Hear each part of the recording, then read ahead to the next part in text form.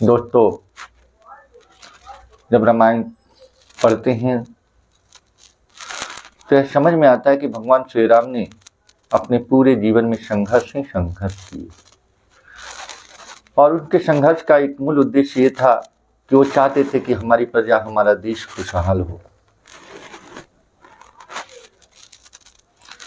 दोस्तों, आज के समय में हम हमेशा दूसरे को खुश करने का प्रयास करते हैं और खुश करने के पीछे कुछ स्वार्थ हो जाता है कि वह व्यक्ति खुश हो जाएगा तो हमारा कोई उद्देश्य सिद्ध होगा। दोस्तों, मैं आपको ये बताना चाहता हूँ कि खुशामद करनी बहुत ही अच्छी आदत है,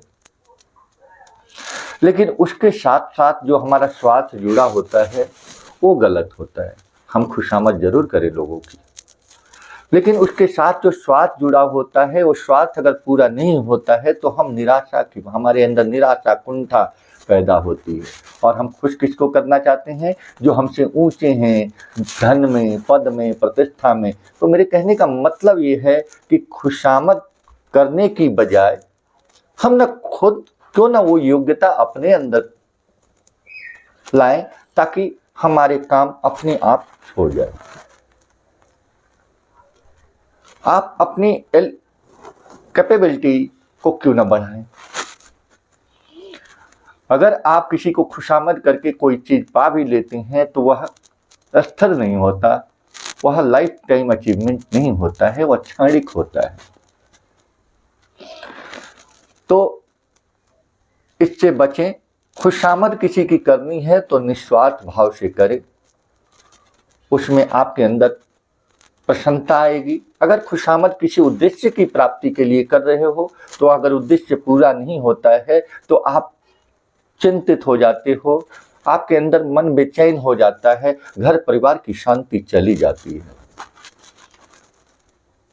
इससे बचना है। इससे बचने का सबसे सरल और सूक्ष्म उपाय यह है कि आप अपनी योग्यता को बढ़ाएं। आप जिस चीज को पाना चाहते हैं उस चीज को पाने के लिए जो आवश्यक शर्तें हैं उसको पूरा करें। अपने आप को शांत रखें। बड़ों का सम्मान जरूर करें।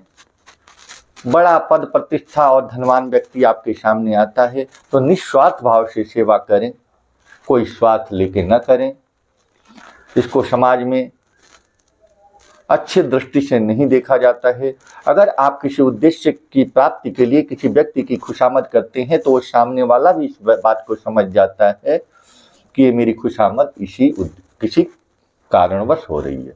अब एक बड़ा आदमी के पीछे 100 आदमी खुशामद करने लगे हुए हैं तो बताओ वह बड़ा व्यक्ति किसकी इच्छाओं की पूर्ति करेगा, किसकी पैरवी करेगा? तो मेरे कहने का मतलब आप सिंपल सा ये है कि आप अपने समय को व्यर्थ न बर्बाद करें। आप जो चीज पाना चाहते हैं उस चीज को पाने के लिए जो ईमानदारी से प्रयास करने की आवश्यकता है उसको करें। देखेंगे कि आपका कार्य अपने आप प्रकृति कर रही है और आपको श्रद्धा रखनी है, अपनी कार्य के प्रति अपने पूर्ण विश्वास रखनी है कि मेरा कार्य मैं खुद ही कर पाऊंगा और भगवान से प्रेयर करते रहना है कि हे प्रभु, हे परमेश्वर, मेरी इस चीज की अभिलाषा है, अगर वह मेरे लिए हितकर हो तो मुझे अवश्य दे।